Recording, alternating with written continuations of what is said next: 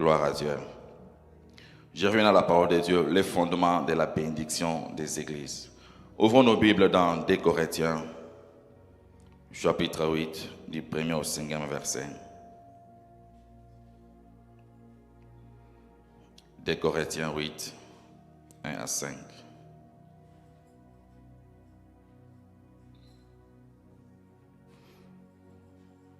On peut avancer. Nous lisons au nom de Jésus-Christ. Nous vous faisons connaître, frères, la grâce de Dieu qui s'est manifestée dans les églises de la Macédoine, au lieu de beaucoup de tribulations qui les ont éprouvées.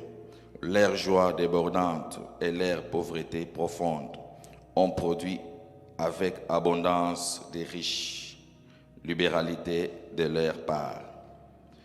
Ils ont, je l'atteste, donné volontairement selon leurs moyens et même au-delà de leurs moyens. 4. Nous demandons avec de grandes instances la grâce de prendre part à l'assistance destinée aux saints. 5. Et non seulement ils ont contribué comme nous l'espérions, mais ils se sont d'abord donnés eux-mêmes au Seigneur, puis en nous, par la volonté de Dieu. La parole du Seigneur. Bien-aimés, la Bible nous dit que l'église de la Macédoine était une église pleine de qualités. Et lorsqu'on parle d'une église pleine de qualités, c'est une église qui remplissait ses normes. Une église, quand on parle d'une église de qualité, une église qui avait tout. Une église complète. Quand on parle d'une église complète, c'est une église moderne. On trouve tout est en ordre. Des beaux bâtiments, des beaux chaises, des beaux instruments. Et c'est comme ça qu'on nous parle d'une église de la Macédoine. Mais quelque chose que la Bible nous révèle que dans cette église, malgré leur qualité, malgré leur qualité d'église, mais il y avait quelque chose qui se passait dans cette église. C'était aussi leur pauvreté. Ils avaient un beau bâtiment, de beaux instruments, mais cette église était pauvre. Maintenant, comment une église qui est pauvre, qui n'a pas de moyens, peut avoir un beau bâtiment? Comment une église qui est pauvre, pas assez de moyens, mais que la Bible nous dit que non, était une église de qualité? Par exemple, tu es pauvre, mais tu as une belle maison. Tu as des fournitures chez toi à la maison, de qualité. Beaucoup de prix coûtent cher. Le gens regardent ta vie sociale. Le gens regardent le moyen que tu as. Mais les gens comparent avec ce que tu vis dans ta maison. On te compare comme étant riche. Mais apparemment, tu es pauvre. Comment tu fais pour en trouver? Comment tu fais pour trouver ces choses? La Bible ne nous dit pas seulement par là. Il nous enseigne quelques principes de la fondement de la bénédiction des églises. Voilà pourquoi j'aimerais parler avec le premier point. Je vais avancer. C'était la joie. Bien aimé, à l'église, ça veut dire que la joie était la bénédiction de cette église macédoine. Une église pauvre qui n'a pas assez de moyens, mais on trouvait la joie parmi eux. On trouvait la joie parmi cette église, malgré leur pauvreté, malgré leurs perturbations, malgré leurs souffrances, malgré leurs difficultés, ils étaient joyeux. Cette église avait la joie parmi eux. C'est ce qui faisait la force de l'église de la Macédoine. L'église moderne, l'église de qualité, pauvre, mais il y avait la joie parmi eux. Bien aimé, la joie est un fruit. C'est un fruit de l'esprit, nous en avons besoin. La joie dans l'église, la joie parmi nous, la joie parmi les frères et sœurs. Aujourd'hui, bien aimé, dans une église, il n'y a plus la joie. Quelqu'un peut quitter chez lui tristé et venir à l'église, il est toujours tristé. Or, la vie nous dit que je suis dans la joie lorsqu'on me parle, allons dans la maison de l'Éternel. Est-ce que mon frère, ma soeur, je vais te poser une question. Quand tu es chez toi à la maison, avec les problèmes que tu as, tes difficultés, est-ce que tu es dans la joie lorsque tu te trouves dans la maison de l'Éternel? Es-tu réellement dans la joie lorsque tu t'approches devant ton Créateur? Es-tu réellement dans la joie lorsque tu t'approches de celui qui t'a donné le souffle de vie? La joie, quand tu vois la personne qui est à côté de toi, est-ce que tu es réellement dans la joie? Es-tu vraiment joyeux, bien-aimé? La Bible dit que leur joie était au-delà de leurs limites. Donc leur joie débordait des limites. Ils avaient la joie malgré leurs moyens de vivre, malgré leurs moyens financiers. Voilà pourquoi Philippiens 4 nous dit, la Bible dit que non, réjouissez-vous toujours dans le Seigneur. Je le répète, réjouissez-vous toujours. Et lorsque vous lisez la Bible, vous allez comprendre que Paul était en prison. Malgré être en prison, il nous exhorte toujours d'être dans la joie, de se réjouir. Comment quelqu'un peut être dans la prison, mais il nous demande de se réjouir?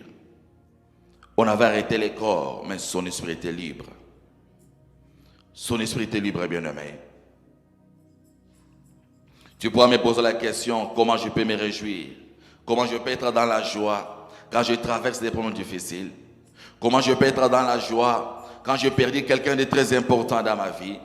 Comment je peux être dans la joie quand je regarde ce que je suis, ce que je vis? La vie n'est pas bonne pour moi. Comment je peux être joyeux?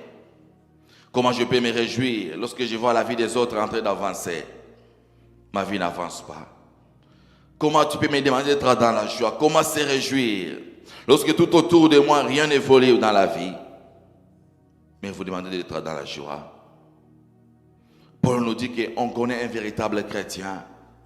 C'est par sa joie et non par ses biens. Si tu es un véritable chrétien qui craint le Seigneur, qui prie le Seigneur, qui sait que tu es fils, fille de l'Éternel, tu dois être dans la joie. Parce que le premier, c'est le royaume des cieux. Ce n'est pas la nourriture, ce n'est pas les moyens financiers, ce n'est pas des relations, premièrement le royaume des cieux. Bien-aimé, la joie doit régner au milieu de nous. La joie doit régner dans l'église du Seigneur. Aujourd'hui, les gens sont joyeux au travail. Les gens sont joyeux en cours de route. Mais lorsque nous venons à l'église, nos figures sont fermées, plein de tristesse, plein de problèmes. L'église est un lieu de joie. L'église est un lieu de joie, bien-aimé. Et c'est par là qu'on reconnaît un véritable chrétien. Tu ne peux pas prendre tes problèmes, tes difficultés et mettre ça à ton fond. Non. Tu ne peux pas en parler aux gens. Tu peux collaborer avec les gens, tu peux discuter avec les gens, bien sûr. Mais lorsque tu viens à l'église, tu dois manifester la joie. Est-ce que je parle à quelqu'un? Lorsque tu viens à l'église, tu dois manifester la joie. La Bible Paul dit que c'est à ce niveau-là qu'on reconnaît un véritable chrétien. Un homme ne peut pas mettre des soucis parce que rien ne marche dans sa vie. Tu ne peux pas t'en soucier parce que rien ne va pas. Trop de problèmes, trop de préoccupations, trop de difficultés. Quand quelque chose ne marche pas dans ta vie, aucun est long. Mais quand tout va bien, tu bénis l'Éternel. La joie, bien-aimé. La Bible dit que la joie de ces Macédoines transcendait ou traversait leurs limites. Vous voyez quelqu'un qui est faible, qui n'a pas de finances, mais qui est joyeux comme un président de la République. Quelqu'un qui n'a pas de moyens, qui souffre. Mais lorsque vous le regardez, celui-ci souffre réellement. Mais quand vous le regardez, lui est dans la joie. Comment cette personne est en train de faire pour jouir cette joie? L'absence, bien-aimée, de la joie produit toujours l'improductivité. L'absence de la joie dans la vie de quelqu'un. Tu peux ne pas avoir de problèmes, mais lorsque tu n'es pas dans la joie, tu commenceras à raisonner, à réfléchir. Et ça va produire toujours l'improductivité. Là, je suis dans Joël, chapitre 1er, du 11e au 2e verset, la Bible dit ceci. Les laboureurs sont consternés. Les vignerons gémissent à cause des froment et des lorges, parce que la moisson des champs est perdue. Parce que la moisson des champs est perdue. Ils ont dit que les vignes est confuse. La joie a cessé parmi les fils de l'homme. Lorsqu'il y a la confusion dans l'église, lorsqu'il y a la confusion dans nos familles, on a plus la joie. Lorsqu'il y a les incompréhensions dans des foyers, il n'y a plus la joie. L'harmonie n'est plus bonne dans nos foyers parce que la joie ne règne pas. Lorsque maman déteste quelque chose chez papa qui ne voit pas, il n'y a plus la joie. Lorsque papa apprend quelque chose que sa femme n'a pas parlé à la maison, il n'y a plus la joie. On commence à détester, même dans les foyers. Or, Joël nous interdit cela. Joël nous dit qu'il faut avoir la confiance. Il faut avoir la joie, bien-aimé. La joie appelle des bénédictions dans un foyer. La joie appelle beaucoup de choses dans un foyer, si vous ne le savez pas. Premièrement, ce n'est pas seulement l'argent. Ce n'est pas seulement qu'est-ce qu'on va manger, qu'est-ce qu'on va boire. Non, la joie d'abord. On a faim, oui, la joie d'abord. L'harmonie dans les foyers est très important. L'harmonie de la joie à l'église est très important. Voilà pourquoi nous devons être joyeux. Amen, amen. Et la deuxième chose, c'est la volonté. Deuxième point. La volonté était la clé de la bénédiction des églises de la Macédoine. Ils avaient la volonté. La Bible dit qu'au-delà de leurs difficultés, au-delà de leurs complications, au-delà de ce qu'ils traversaient comme difficultés dans la vie, mais cette église avait la volonté. Cette église avait la volonté, bien-aimée. La volonté d'aller au-delà de leurs limites. La volonté. Est-ce que, bien-aimé, quand nous venons à l'église, nous avons réellement la volonté? Tu as réellement la volonté d'aller au-delà de tes limites. Tu as réellement la volonté de servir Dieu au-delà de tes limites. Tu as vraiment la volonté de prier au-delà de tes limites. L'orateur dimanche passé, nous avons parlé que beaucoup nous venons à l'église par formalité. Je viens pour qu'on me voie. Je viens pour qu'on voie ceci, cela. Mais réellement, nous avons la volonté réellement. La volonté de s'approcher dans l'église. Bien la Bible dit que la volonté d'aller au-delà de leurs limites conduit à la décision. Donc la volonté devient une force d'automotivation. Donc la volonté était une force d'automotivation pour cette église de la Macédoine. Et tous ils étaient unis. Ils avaient la volonté de prier, de faire avancer leur église. Voilà pourquoi la Bible dit que non, c'était une église pleine de qualités. Tout en étant pauvres, mais ils avaient la volonté. Donc ils vivaient comme par concurrence. Ils se comparaient d'autres églises et nous voulons faire avancer notre église. Mais comment avancer l'église? Nous devons nous sacrifier. Nous devons avoir la volonté d'avancer l'église. Voilà pourquoi la Bible a reconnu l'église de la Macédoine comme étant une église de qualité. Aujourd'hui, nous venons à l'église. Est-ce que nous avons la volonté, bien-aimée? J'aimerais te poser beaucoup de questions aujourd'hui, supportez-moi. Est-ce que nous avons réellement la volonté au fond de nos cœurs? Vous voyez quelqu'un qui vient à l'église, mais au cours de la semaine, lui-même qui aime son église, mais il est parmi ceux qui critiquent son église. Il est parmi ceux qui sont en train de chercher les chefs de l'église. Vous pouvez trouver quelqu'un qui est en train de critiquer l'église, qui ne prie pas ici. Mais toi, quand tu pries, tu dis, oui, vraiment, vous avez raison. Dans notre église, c'est comme ça, c'est comme ça. Est-ce que tu as la volonté? Un chrétien de Christ. S'il y a quelque chose qui ne marche pas, qui n'avance pas, mais viens avec ton intelligence, avec ta sagesse. Manifeste cette volonté-là de faire avancer ton église. Au lieu de critiquer, au lieu de parler, au lieu de murmurer, au lieu de chuchoter. La volonté. La volonté de ton église. As-tu réellement la volonté de ton église? Malgré que tu es là cet après-midi, tu te sacrifies le matin, tu es venu, tu es là. As-tu réellement la volonté? La volonté de l'église, bien-aimée. La Bible nous dit ceci, dans la bénédiction, le Seigneur agit toujours au-delà de ce que nous demandons. Quelqu'un qui a la volonté et que quand le Seigneur regarde la volonté en toi, Dieu agira toujours au-delà de ce que toi tu demandes. Parce que le Seigneur ne peut augmenter l'abondance de la bénédiction qui est dans la vie de celui qui a la volonté. si tu as le souci de faire avancer ton église, et tu as réellement cette volonté-là, le Seigneur te bénira au-delà. Nous voyons l'exemple de Job. Job, lorsque vous lisez la Bible, vous dites que Job, il avait sa femme et ses enfants. Satan est venu lui tenter. Il avait perdu tous les enfants. Il avait perdu le bien qu'il avait. Mais c'est la Bible, la deuxième gloire de Job. La Bible dit que Dieu a béni Job au-delà de ce qu'il avait. Pourquoi? Job avait la volonté. Job avait les soucis de son Dieu. Job craignait réellement l'Éternel. Le dimanche passé, on a dit retournons à Jérusalem. Et la question nous a été posée, est-ce que Jésus est toujours avec toi? Et aujourd'hui, bien-aimé, j'aimerais te demander, est-ce que le Seigneur peut frapper la poitrine, t'appeler que mon fils, ma fille? Le Seigneur peut frapper la poitrine, non, tu es son serviteur, sa servante. Quand tu regardes tes comportements, ta façon de vivre, ta façon d'agir, ta façon de répondre aux gens, est-ce que Dieu au ciel peut se frapper la poitrine, dit que voilà mon fils, voilà ma fille, mon serviteur, ma servante, par rapport à tes comportements? Le Seigneur peut frapper sa poitrine comme il avait frappé autour de Job. Satan a dit que non, tu l'appelles serviteur, il te craint parce que tu lui as béni. Satan, Dieu a permis à Satan, va, touche ses biens, prends tout ce que tu veux, mais ne touche pas sa vie.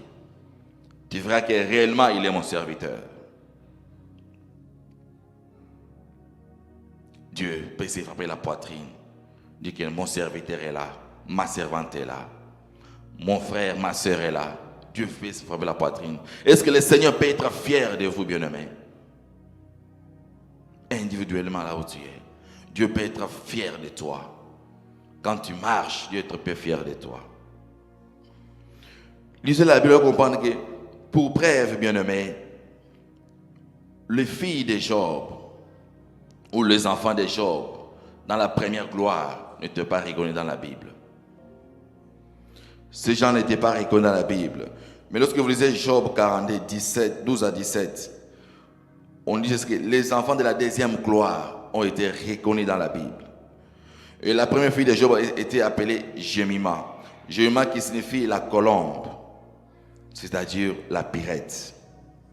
Et la deuxième fille de Job était appelée Kétia, qui signifie case ou parfum, inimitable. Donc la case était la plante où on formait avec le parfum inimitable. Le fille de Job était reconnu parce que c'était la deuxième gloire.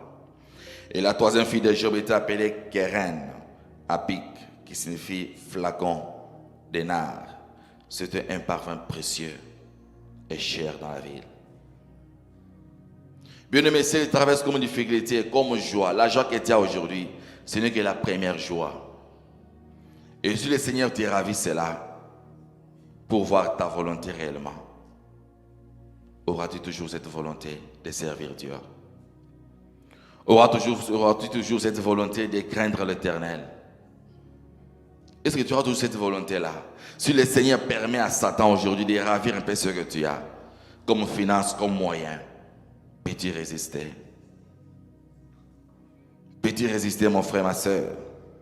Lorsque vous lisez Proverbe 18, 21, il dit ceci: la mort et la vie sont au pouvoir de la langue. Quiconque l'aime en mangera les fruits. Si tu aimes Dieu, tu as la volonté de Dieu, tu en mangeras les fruits du bonheur.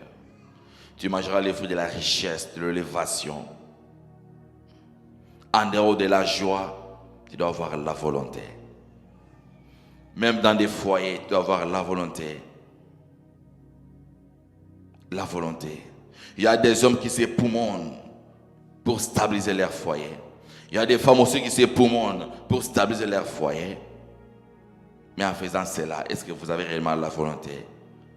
Le réel plaisir, de la confiance, de la volonté, de croire à ce que tu fais. La volonté, bien-aimée. Nous devons avoir la volonté. On ne peut pas prioriser nos difficultés, nos problèmes. Non, d'abord la volonté et la joie. Ce sont les deux clés très importantes d'un enfant de Dieu. On reconnaît un véritable chrétien, c'est par sa volonté et par sa joie. Lorsque tu es en train de dire dans la vie, tu es en train de plaire à tout moment, tu donnes au diable la force de venir te détruire aussi. Mais au-delà de ta pauvreté, au-delà de ton échec, des difficultés, tu résistes, tu manifestes la joie, tu manifestes la volonté de changer ta vie, la volonté de faire quelque chose dans ta vie. Bien-aimé, Dieu te bénira au-delà de ce que toi tu penses. Amen, amen. Et la troisième chose, bien-aimé, c'était la consécration et le focus. La consécration et le focus, pour ceux qui écrivent. La consécration et le focus. La Bible dit ceci. Ils se sont d'abord donnés à Dieu eux-mêmes. Avant d'offrir leurs biens, avant d'offrir à Dieu, ils se sont d'abord eux-mêmes donnés à Dieu. Donnez d'abord ta vie à Dieu.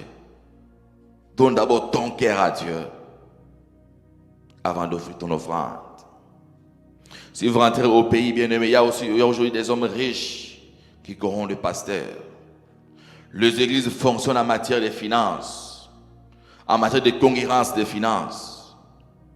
Il y a des pasteurs qui n'arrivent plus à prêcher certaines choses parce qu'il y a des partenaires. Il y a des hommes et des femmes riches dans l'église qui donnent leur argent et qui imposent aux pasteurs de prédication. Quelqu'un qui marche comme il veut, qui ne se consacre pas à Dieu, qui ne craint pas le Seigneur, mais qui corrompt le pasteur. Pourquoi? Parce que c'est lui qui finance l'église. C'est lui qui a acheté les chaises de l'église. Si lui n'est pas à l'église, le pasteur n'est pas payé ses loyers. Et on impose au pasteur de prédication. Si vous voulez que je vienne à l'église, il faut parler de l'impudicité. Si vous voulez que je vienne à l'église, il faut parler de ceci, cela. Il y a des hommes de Dieu qui obéissent à cela. Voilà pourquoi il y a des églises aujourd'hui qui ne parlent plus des impudicités, qui ne parlent plus de la sainteté, Renseignez-vous, bien-aimés. Beaucoup ne parlent de la repentance. Pourquoi on leur impose des prédications? Si je parle de l'impudicité, les fidèles vont partir. Comment je vais payer mon loyer?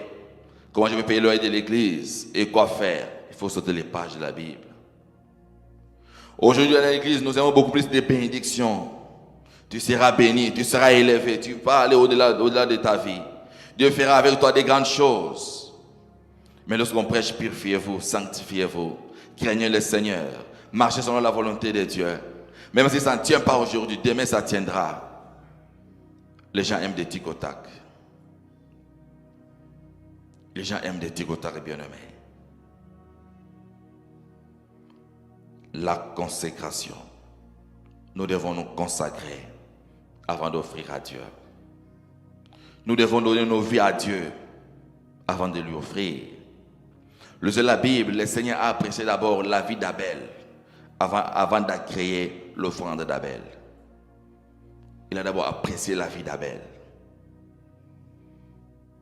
Abel était venu avec l'offrande, mais Dieu a d'abord apprécié la vie d'Abel. Et c'est ça notre prière. Que tu sois Abel de ta vie, que tu sois Abel de ta famille, que Dieu t'apprécie avant d'apprécier ton offrande. On ne vient pas devant le Seigneur pour déposer nos offrandes, non. On vient devant Dieu pour donner nos vies à Dieu. On peut donner nos vies à Dieu. Et quand on sort ici, on devient demi-chrétien.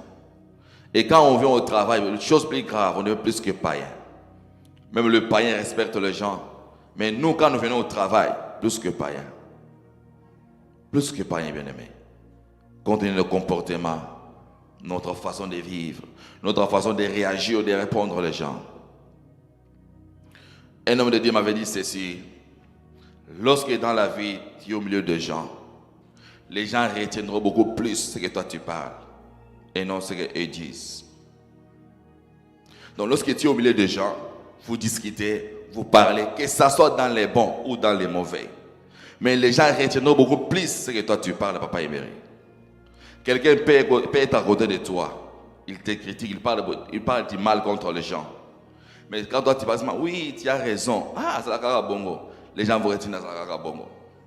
Ils vont m'asseoir dire, ah, on était avec Papa Emery, il avait dit, c'est la cara bongo. Donc les gens vont oublier ce que toi tu avais dit. Même si toi tu viens et non, nous étions avec maman Nassi, on était avec maman Jolie. Et aussi, ils avaient dit ça. Les gens ne vont pas croire. Papa m'avait affirmé que non, Azalagaka, bon. Voilà pourquoi, bien, en tant qu'enfant de Dieu, un fils, une fille qui est consacrée à Dieu, doit savoir quoi parler, quoi répondre au milieu des gens.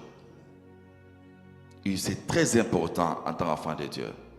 Qu'est-ce que tu peux parler devant les gens? Qu'est-ce que tu peux répondre devant les gens? Amen, amen. Est-ce que je peux avancer? Combien de personnes bien-aimées aujourd'hui, nous craignons le Seigneur? Combien de serviteurs craignent le Seigneur aujourd'hui? Là où tu es serviteur, tu es servant. Est-ce que tu crains réellement Dieu? Les gens pensent que craigner le Seigneur aujourd'hui, c'est fuir l'impudicité. Lorsque tu es saint, tu ne touches pas aux femmes, tu n'aimes pas les femmes, tu ne dragues pas les femmes, tu n'envies pas les femmes. Là, tu es chrétien. Non. Fouillez toutes sortes d'impudicité. Fouillez toutes sortes de péchés. Résistez au diable. Même mentir aussi. Mentir sur quelqu'un. Parler les choses que tu n'as pas de preuves sur quelqu'un. C'est un péché. Si vous ne le savez pas. Critiquer quelqu'un aussi, c'est un péché. Vous avez des informations dont vous n'êtes pas sûr de cette information. Mais lorsque vous propagez cette information, vous avez péché. En tant qu'enfant de Dieu. Si quelqu'un fait du mal, au lieu de s'approcher devant cette personne, lui conseiller, toi tu commences à propager. Tu parles à X, tu parles à Y, tu parles à Z. Et quand cette personne écoute cela, il va dire quoi? Église One. Je ne vais plus prier à l'église parce qu'on parle de moi, on me critique. Et quand on poursuit, qui parle de ces choses? Ce sont des serviteurs, ce sont des servantes. L'église. L'église de la Macédoine était joyeuse, avait la volonté et il s'est consacré à Dieu. Bien-aimés, consacrons nos bouches, consacrons nos cœurs. C'est très important. Je vais avancer doucement aujourd'hui parce que je vais enseigner ces choses. Consacrons nos bouches. On ne peut pas seulement consacrer les corps, mais la bouche. Qu'est-ce que la bouche parle? Surtout cela. Bien-aimé, par ta bouche, tu peux bénir l'église. Par la bouche, tu peux faire appeler d'autres personnes à l'église. Et par la bouche, tu peux aussi disperser les gens à l'église. Si vous ne le savez pas. Surtout les serviteurs de Dieu. Tu peux répondre à quelqu'un en passant que j'ai bien répondu. Mais la personne, la manière dont à recevoir la réponse et qui me dit l'église.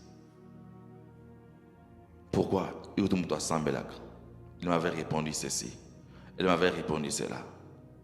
D'ailleurs, il m'a sambelaka. Il m'a critiqué. Et comment les gens vont venir prier? Sur d'abord la tête, tu fais ces choses. Quatrième chose pour l'église de la Macédoine, c'était la force des données. Bien aimé, la force des données était la clé de la bénédiction pour cette église. La Bible dit que malgré leur pauvreté, malgré leurs difficultés, ils donnaient au-delà. Au-delà de leur vie, au-delà de ce qu'ils recevaient. Quelqu'un qui travaille, qui gagne de l'argent, qui donne, qui offre à Dieu, au-delà de ce qu'il a reçu. Qu'est-ce que ça veut se faire aujourd'hui? Tu travailles, tu gagnes beaucoup d'argent. Supposons que tu gagnes 500 par semaine, mais tu offres à Dieu $200. Mais lorsqu'on fait appel à l'église, on a besoin de $500. Tu donnes les 300 que tu avais resté, que tu restais avec. Tu peux même faire les overtime pour acheter les $500. Est-ce que ça peut se faire aujourd'hui? Et c'est là où je me suis posé la question, est-ce qu'à cette époque, l'église de la Macédoine, est-ce qu'il y avait aussi des overtime? Parce que cette église s'est sacrifiée pour l'avancement de leur église. S'est sacrifiée pour l'avancement du royaume de Dieu. Aujourd'hui, on peut se sacrifier pour l'éternel. Aujourd'hui, à l'église, on parle des finances, on parle de l'argent. Les gens n'aiment plus ce genre de prédication. Vous voulez que Dieu vous bénisse? Apprenez aussi à donner. La Bible dit que la main qui donne est celle qui reçoit. Mais toi, tu n'as rien donné. Comment tu veux recevoir? Comment veux-tu recevoir? Tu donnes paix, tu reçois paix. Tu donnes beaucoup, Dieu te donne aussi beaucoup. Amen, amen. Ça, ce sont des principes de la Bible. Le mec qui donne est celui qui reçoit. Avoir la force de donner. La force d'offrir à Dieu. Avec un cœur joyeux. Avoir cette volonté-là d'offrir à Dieu. Bien-aimés, les offrandes, ce n'est pas la taxe. Où chaque dimanche, on est déjà habitué. Moi, j'ai toujours offert $5 à Dieu. Que tu travailles plus ou moins, que tu gagnes beaucoup d'argent ou pas, toi, tu offres toujours $5 dans le panier. L'offrande n'est pas la taxe qu'on paye au marché, surtout en Afrique. On dit non, à Zand là-bas, il y a 500 chaque table. Non. Ce n'est pas l'église. Ici, c'est l'église. Les gens de la Macédoine donnaient au-delà de ce qu'ils recevaient. Mais aujourd'hui, à l'église, nous avons des gens qui offrent $2 à Dieu. Toi, tu dis que non, chaque dimanche, je vais donner $2 à Dieu. Tu peux travailler du lundi au mercredi, $2 le dimanche. Du lundi au vendredi, $2 à Dieu. Du lundi au samedi, tu offres toujours $2 à Dieu. C'est ce qui se passe aujourd'hui dans les églises. Je dis ces choses parce que j'ai passé par là. Il fait un moment où je travaillais à la caisse. Et je sais comment les gens offrent à Dieu. Si Dieu avait aussi fait grâce de passer par là, tu le sauras. On t'a fini. Tu as $1. Tu as 200 francs, si tu es en Afrique. La force de donner au-delà de ce qu'ils recevaient. L'église de la Macédoine s'est poumonée pour offrir à Dieu. Est-ce que tu peux t'époumoner quand tu es à la maison? Tu dis non, aujourd'hui je peux offrir autant à Dieu. Au-delà de ta dîme, tu peux donner à Dieu l'offrande que tu n'as jamais donnée à Dieu. J'ai même dit à le preuve. Qui peut le faire aujourd'hui? Là où tu es. Bien aimé, la Bible dit ceci. J'aimerais vous donner quelques principes du pouvoir des donner. Premièrement, c'est Dieu ne peut pas demander ce qu'il ne nous a pas donné. Petit A. Le Seigneur ne peut pas te demander quelque chose qu'il ne t'a pas donné. Dieu demande toujours ce qu'il donne. Là, c'est dans Deutéronome 16 à 17. La Bible dit ceci. Chacun donnera ce qu'il pourra, selon les bénédictions que l'Éternel, ton Dieu, lui a accordées. Et les Macédoines, non seulement ont donné ce que le Seigneur avait leur donné, mais ils se sacrifiaient d'aller au-delà. Ils dépassaient leurs limites. Dieu m'a donné $500. Je vais offrir $20. Mais pour je donne $200. Donc, ils partaient au-delà de leurs limites. Et la Bible dit ceci dans le deuxième point. C'était Dieu possède tout. Il n'a jamais renoncé à son droit de propriété. Donc, tout appartient à Dieu. Même l'argent que tu as, tout appartient à Dieu. Tu peux te frapper la poitrine que non, j'ai 50 000 dans mon compte. Ça appartient à Dieu. Tu es qu'un simple gérant, mon frère. Laisse-moi te le dire aujourd'hui. Parfois, tu peux garder l'argent en banque. Tu dis que c'est ton argent, ce n'est pas ton argent. Si tu meurs aujourd'hui, ça va rester pour tes enfants. Si pas tes enfants, si tu n'avais pas introduit les enfants comme tu les avais déclarés comme bénéficiaires de ton argent en banque, ça va rester pour les ONG. Voilà pourquoi il est très important d'aller à la banque. Dire que non, si moi je ne suis pas là, c'est ma femme, c'est mes enfants. Si moi je ne suis pas là, c'est mon mari, c'est mes enfants. Aujourd'hui, beaucoup parmi nous ont des comptes, mais ils n'ont pas eu le courage d'insérer leurs enfants. Si tu meurs aujourd'hui, qui gagnera ton argent? Tu vas à la banque comme ça, non, on ne te connaît pas. Sur la liste, on ne te connaît pas. Les propriétaires n'est pas là. Ça reste pour l'orphelinat. Oh, tu as des enfants. Tu as des parents. Il y a même ceux-là qui ont inséré leurs parents. Oui, c'est bonne chose. Comme les enfants ne sont pas encore venus, ça viendra. Mais pour l'instant, tu peux insérer ton frère et ta soeur. Au cas où tu n'es plus en vie, qui bénéficiera de ton héritage? C'est la question qu'il faut se poser. Tu es là, tu es enfant, tu travailles déjà. Tu n'es pas marié, tu n'as pas d'enfant. Mais si tu n'es pas là, qui bénéficiera de ton héritage? Mais ton père, mais ta mère, mais tes frères, mais tes soeurs. On ne sait jamais. Tu peux mourir à l'instant. Qui bénéficiera? Ça reste pour les sociales. La troisième chose, on dit ceci: je dois vivre pour le ciel et non pour la terre. C'est-à-dire ceci: je dois plus me préoccuper des choses d'en haut. Colossiens 3, 1 à 4 et 2 Corinthiens 5, 9 à 10. Il faut beaucoup avoir les soucis des choses d'en haut. Quand on parle des choses d'en haut, c'est pulmoné pour l'avancement du royaume de Dieu. Parce que la terre, bien aimé, la terre que nous sommes ne te remerciera jamais. Tu peux t'habiller comme tu veux. Tu peux manger comme tu veux. Tu peux faire des ambiances comme tu veux. Tu peux faire des cépelas comme tu veux. Cette terre des hommes ne te remerciera jamais. La terre ne viendra jamais te dire merci papa, merci maman, parce que tu nous as fait des bonnes choses. Tu étais là dans des boîtes, tu étais là dans ceci, cela. Tu as fait des fêtes, tu t'es bien habillé. Non, la terre des hommes ne te remerciera jamais. Là, il faut les tenir. Retiens bien ces choses. Cette terre où nous sommes, même si tu es milliardaire, même si tu fais de quoi que ce soit, cette terre ne te remerciera jamais. Voilà pourquoi il faut beaucoup plus investir dans l'œuvre de Dieu. Amen, amen. Quatrième chose, mon cœur se trouve là où il y a mon trésor. Là, c'est dans Matthieu 6, 21, Hébreux 11, 24 à 26. Nous devons investir dans l'œuvre de Dieu. Parce que ton cœur se trouve là où il y a ton trésor. Ton trésor, c'est dans le ciel. Ce n'est pas sur la terre. C'est dans le ciel. Cinquième chose, c'est ma résidence permanente est au ciel et non sur la terre. Philippiens 3, 18 à 21. Ta résidence permanente, c'est au ciel. Là où ton cœur ira rester, là où ton âme ira rester, c'est au ciel. Ce n'est pas sur la terre. Voilà pourquoi j'avais dit que non, la terre ne te dira jamais merci dans tout ce que tu fais. Comme ambiance, comme distraction, ce pélas, la terre ne te dira jamais merci.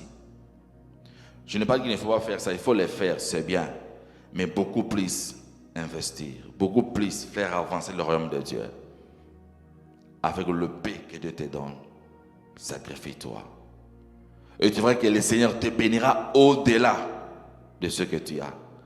Au-delà même de ce que tu peux demander à Dieu. Parce que tu as cette volonté.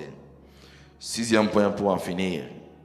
Dieu m'accorde la prospérité non seulement pour améliorer ma vie, mais aussi ma façon d'exercer la libertinage. 2 Corinthiens 9, 6 à 8. Dieu t'accorde la bénédiction, la prospérité, non seulement pour ta vie, mais pour ton entourage aussi. Et pour voir comment tu exerces cette libéralité. Septième chose, Dieu donne et les sels. Donner est le seul antidote contre le matérialisme. Quelqu'un qui apprend à donner facilement, avec volonté, bien aimé, cette personne minimisera les moyens, minimisera les finances. Donc pour lui, les finances ne diront absolument rien. Beaucoup nous sommes devenus égoïstes. Pourquoi? Parce que tu as payé d'argent, tu imagines comment gérer ça, comment faire garder cela. Voilà pourquoi beaucoup nous souffrons tension. Tension matinga, quoi? Trop de raisonnement. Tu as $500 au raisonner, au battre l'ango. Tu t'éprouves même de manger. Pourquoi? Non, je dois garder ces 500 ici. Mais si tu apprends à donner libéralement, voilà, l'argent ce n'est rien. Je donne, je partage avec mon entourage. Je donne, je partage avec mon église. Je donne, je partage avec mes frères et sœurs. Bien aimé, tu vas minimiser les moyens. Et Dieu te bénira abondamment. Là, c'est dans 2 Corinthiens 8. Pour ceux qui écrivent, pour minimiser les choses de ce monde, il faut apprendre à donner. Apprenons à donner. Donner non seulement à l'église, mais dans des foyers. Apprenons à donner, bien-aimés. Il y a une femme qui me disait, Papa Trésor, depuis que je suis entré dans ce mariage, ça fait maintenant autant d'années, je n'ai jamais bénéficié d'un $100 de mon mari. Il y a vendredi, il y a Burkina Faso, $100. Ah chérie, ça c'est pour toi. Il dit, jamais dans mon mariage, je n'ai jamais réussi quelque chose de mon mari. Il dit, ah, il y a ça raté, il y a un bon gosse. Car tu n'as pas eu. Sinon, c'est tout ça là. Sinon, c'est tout ça là.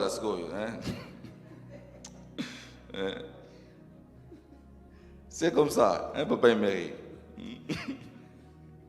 Ça, c'est rare de voir un homme, on paye vendredi et samedi tu pars à la banque. Ou c'est un mois de ça, tu as une enveloppe. Chérie, tu es où? Oh, tu es là, bon, ça c'est pour toi. C'est rare aujourd'hui dans nos églises.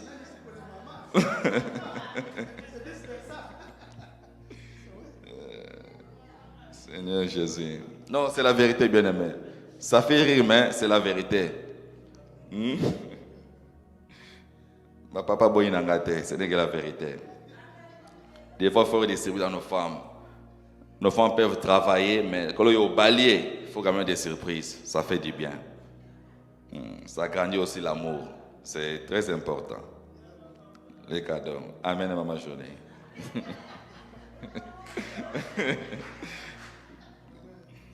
Cinquième point pour en finir, c'est la bénédiction par la force des actions de grâce. Jérémie 30, 19 dit ceci. Du milieu d'eux, s'élèveront des actions de grâce et des cris de réjouissance. Je les multiplierai et ils ne diminueront pas. Je les honorerai et ils ne seront pas méprisés. Les produits des actions de grâce sont la multiplication et l'honneur. Apprenons à honorer les actions de grâce. Le Seigneur te fait quelque chose de bon. Fais l'action de grâce. Le Seigneur fait quelque chose dans ta vie, dans ta famille. Donnons l'action de grâce. Dieu peut te faire quelque chose de surprise. L'action de grâce n'est pas déterminée. Ça peut être $1. Ça peut être 25 cents. Mais le que tu veux que tu es dans ta maison, ça c'est l'action de grâce. Même si c'est 25 cents, Dieu va compter cela. Parce que c'est l'action de grâce. Voilà pourquoi nous devons honorer ces choses. Si nous voulons être une église forte, une église puissante, nous devons avoir la joie. Non seulement la joie, la volonté. Non seulement la volonté, nous devons aussi avoir la consécration. C'est consacré à Dieu. Et la volonté de Dieu aussi. Ce sont ces 5 choses que la Bible nous demande. Amen, amen. Nous devons avoir ces choses bien dans nos vies. Partout où nous pouvons se retrouver. Ces 5 clés est très important. Que Dieu vous bénisse.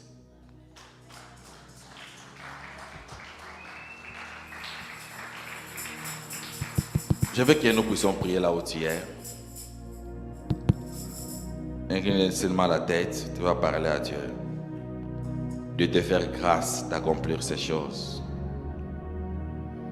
Dis-moi, Seigneur, fais-moi grâce d'accomplir ces choses. Élève ta voix, commence à prier. Que Dieu te fasse grâce. Dis à Dieu, moi-même je ne saurais pas, mais fais-moi grâce. Je sais que c'est difficile, c'est dur, mais avec la grâce de Dieu, tu sauras comment le faire. Élève ta voix, commence à prier. Élève ta voix, commence à prier. Prions au nom de Jésus-Christ.